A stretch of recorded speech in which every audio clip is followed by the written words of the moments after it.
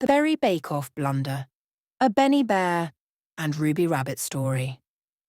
Every year, Fernwood Forest hosted a delicious event, the Great Berry Bake-Off. Benny Bear loved baking day, not just for the treats, but because he and Ruby Rabbit always entered as a team. "This year," Benny said, licking honey from his paw, "we're going to bake the best berry pie ever." Ruby nodded, flipping through her recipe book. Not just any berry pie, triple berry swirl pie with a honey crust and sparkle sugar on top. Benny's stomach rumbled with excitement.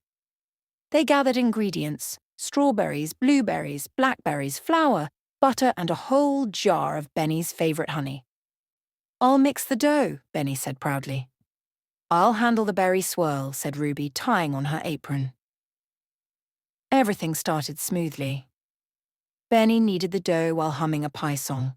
Ruby mashed berries and stirred them with sugar. But then, "Oops," Benny said as flour puffed everywhere. Ruby sneezed. "Benny, you made it snow in the kitchen." He laughed. Snow pies might be a new idea. Then Ruby accidentally knocked over the honey jar. It rolled, tipped, and splooshed into the berries. Oh no," she cried. Benny dipped a finger in. "Actually, that tastes amazing." So they kept going, messy and all. Finally, they layered the filling, sealed the crust, and popped the pie into the oven. The smell was heavenly. While it baked, they cleaned up and planned their presentation. "We will add a few mint leaves on top," Ruby said. "And powdered sugar," Benny added. "Maybe a tiny flag." Ding! The oven timer went off. They opened the door and— "Oh no!" Ruby gasped. The pie had slumped sideways, the crust was cracked, berries bubbled over the edge. "It looks like a squished volcano," Benny whispered. Ruby looked heartbroken. "We can't enter that." "But it smells so good," Benny said. They carried it carefully to the forest clearing, where creatures displayed beautiful berry creations, tarts with shiny glazes, tiny stacked cakes, even acorn-crusted cobblers. Benny and Ruby placed their lopsided pie on the table and stepped back. "I guess this year we'll just eat it ourselves," Benny mumbled. But before they could sneak away, Mayor Moose approached with a big spoon. "Smells delightful," he said, cutting a slice. The judges took bites. They paused, then took another bite, and another. "This," said the hedgehog judge, licking berry from his whiskers, "is delicious." "But it's all wonky," Ruby said. "The crust cracked, it tilted." Mayor Moose smiled. "Sometimes the best bakes aren't perfect on the outside, but they shine with flavour and heart." He handed them a ribbon. "Best taste, most heart." Benny and Ruby blinked. "We won something?" Benny asked. "You sure did," said the squirrel judge, "and we'd like the recipe." Later that day, they shared slices with friends, giggling about flour clouds and sticky mishaps. Ruby raised her fork. "Two delicious blunders." Benny raised his paw. "And messy masterpieces." They clinked forks and laughed. Because in Fernwood Forest, baking wasn't about being perfect. It was about mixing friendship, fun, and a whole lot of berries. The Big Storm Sleepover. A Benny Bear and Ruby Rabbit story. Dark clouds rolled over Fernwood Forest, rumbling like a sleepy bear with a bellyache. Benny Bear looked out his window and frowned. "That's not just rain, that's a storm." Ruby Rabbit popped in, ears twitching. "And a big one. The wind nearly flipped my favourite hat." A crack of thunder made them both jump. Benny shut the shutters. "We should stay inside, it's going to pour buckets." Just then a knock rattled the door. It was Squeaky Squirrel, soaked and shivering. "My treehouse sprung a leak." "Come in, quick," Benny said, wrapping him in a towel. Then came another knock, Tilly Tortoise. "The wind tipped my flower pots," she said. "Could I stay here till it calms?" One by one, more forest friends arrived. Owly, Rascal Raccoon, even two porcupine twins. Each had a storm story and nowhere safe to stay. Benny's den filled with muddy paws, damp coats, and soggy socks.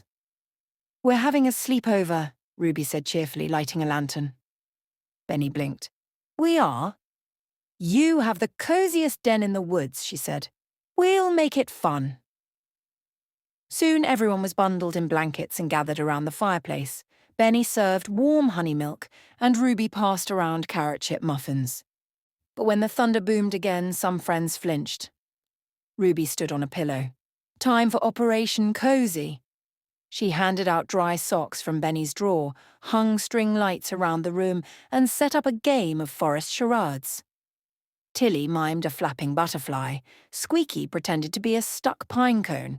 Laughter echoed louder than the storm outside. Benny set up a pillow mountain and declared it Camp Snuggle Pile. But just as things settled down, crack! The lights flickered and went out. The room went dark. "Don't worry," Ruby said quickly, "we have lanterns."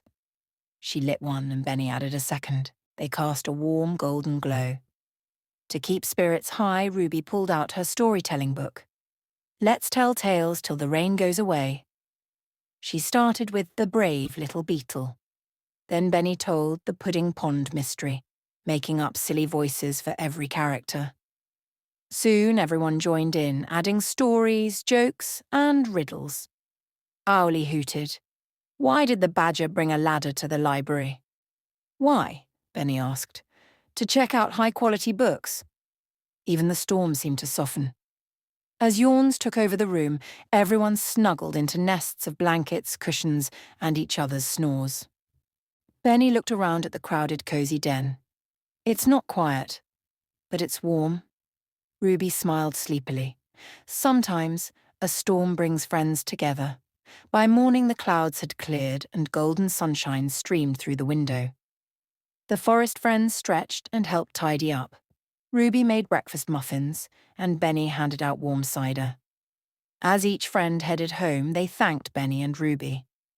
"That was the best storm ever," said one porcupine twin. "And the best sleepover," added the other. After everyone left, Benny flopped onto the couch. "I think I need a nap after that sleepover." Ruby chuckled. "Me too, but if there's ever another storm..." Benny smiled. "Our den is open." And it always would be, for laughter, lanterns, and friends caught in the rain.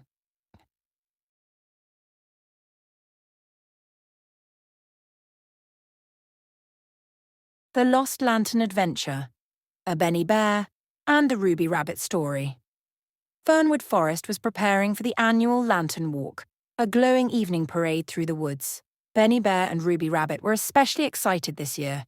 They had spent a whole week building their lantern. It was shaped like a honeycomb with tiny paper bees that glowed when lit. Benny loved the golden colours, and Ruby had added sparkly swirls along the edges. "It's perfect," Ruby said proudly, setting it by the window to dry. "Best lantern ever," Benny agreed, "and we'll light it together tonight." But when they returned from lunch, the lantern was gone. Ruby gasped. "It was right here." Benny's eyes widened. "Did it fly away?" They searched the den top to bottom. No lantern. Ruby held up a tiny clue, a muddy paw print near the windowsill. "A clue," she said. "And it's not ours." Benny narrowed his eyes. "This is a lantern napping." Without wasting a moment, they grabbed their detective hats and followed the trail. It led past Squeaky Squirrel's tree. "Nope," said Squeaky, peeking out. "I made my own out of pine cones. Yours was way fancier." Next, the trail zigzagged through a patch of wildflowers. Benny stopped to sniff. "Smells like jam," he said. Ruby squinted. "Jam and fur." Suddenly they heard giggling from a nearby bush. They peeked through the leaves and saw two raccoon kits tugging on a very familiar lantern. "Wait," Benny called. The kits froze, eyes wide. "We didn't mean to take it," one squeaked. "We just thought it was pretty." "And we wanted to borrow it for our grandma," the other added. Ruby softened. "You should have asked. We were going to carry it in the parade." The kits drooped. "We're sorry." Benny scratched his head. "Well, maybe we can fix it together." The kits nodded eagerly. Back at Benny's den, they repaired the bent frame and re-glued the paper bees. The lantern looked as lovely as before, and now it had a tiny ribbon, on the handle from the kits as an apology gift. That evening, forest creatures gathered at the start of the trail, each holding a glowing lantern. Some were made from jars, others from bark or blossoms. Benny and Ruby held their honeycomb lantern high. The raccoon kit stood beside them with small lanterns shaped like mushrooms. Mayor Moose raised his voice. "Let the lantern walk begin." Soft music played and the forest lit up with a parade of gentle glows. Fireflies danced overhead and shadows waltzed between the trees. Ruby leaned close to Benny. "This might be my favourite night of the year." "And our lantern made it just in time," Benny said with a smile. They walked, glowing together, surrounded by light, laughter, and forgiveness. Sometimes a missing lantern leads to new friendships and even better adventures. Fireflies danced overhead and shadows waltzed between the trees. Ruby leaned close to Benny. "This might be my favourite night of the year." "And our lantern made it just in time," Benny said with a smile. They walked, glowing together, surrounded by light, laughter, and forgiveness. Sometimes a missing lantern leads to new friendships and even better adventures.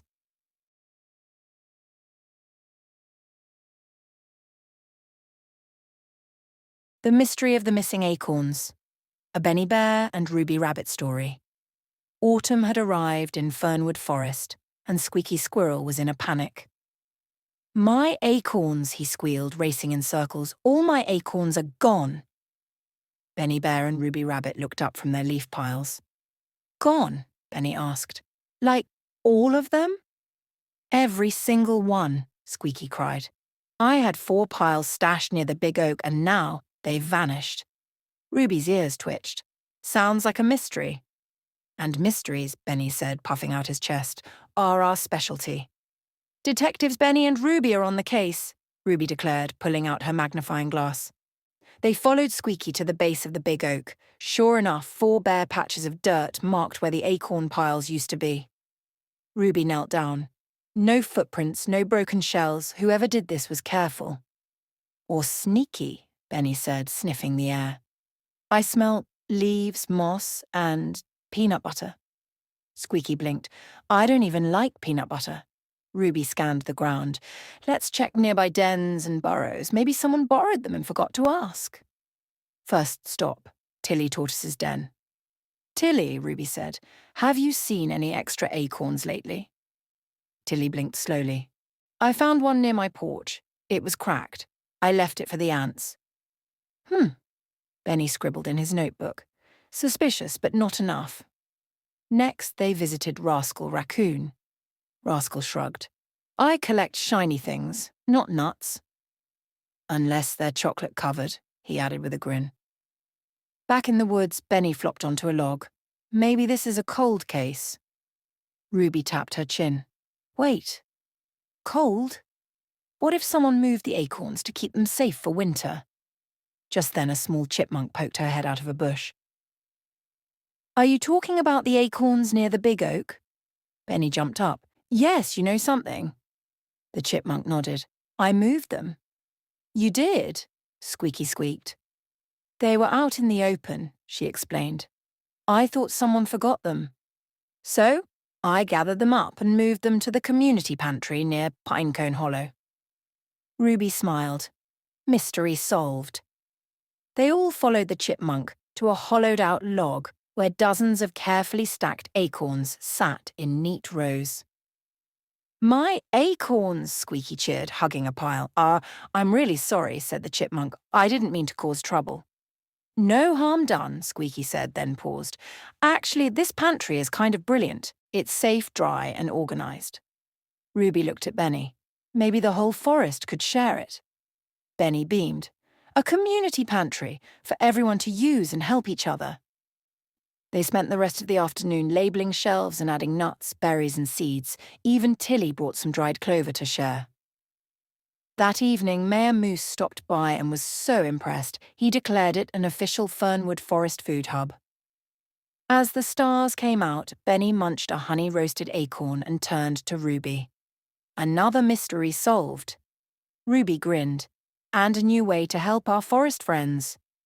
Squeaky added, best detective work ever. And now, I'll never misplace my snacks again. Everyone laughed, and under the glow of fireflies, the forest pantry became a symbol of teamwork and trust. Because sometimes a missing acorn turns into a brilliant idea. The Forest Art Festival fiasco, a Benny Bear and Ruby Rabbit story. Fernwood Forest's annual art festival was just a day away, and Benny Bear was nervous. I can't paint, I can't sculpt, I can't even finger smear, he groaned, sitting under a willow tree. Ruby Rabbit bounced over with a basket of paintbrushes. You don't have to be perfect, just be you. The festival's all about expression. I express myself with snacks, Benny said. Ruby giggled. Then maybe you should make art with food. That got Benny thinking. While Ruby started working on her giant leaf collage, Benny wandered back to his den and stared at his stash of honey jars, berry jams, and cookie crumbs. Maybe. I can paint with jam, he muttered, dipping a brush into blueberry jelly. With a few swipes on a leaf canvas, he accidentally created a swirly blob that kind of looked like a bird. Hey, not bad. He got to work using strawberry jam for flowers, honey drips for sunshine, and cookie crumbs for texture. By the end of the day, his paws were sticky, his face was messy, and he had 3 jammy masterpieces drying in the sun. The next morning, Benny and Ruby carried their art to the festival clearing. Forest friends bustled around, setting up booths, hanging string lights, and arranging acorn sculptures. Benny nervously set his jam paintings on a display stump. Looks good enough to eat, Ruby teased. That's what I'm afraid of, Benny said, swatting a curious bee. Soon the festival began.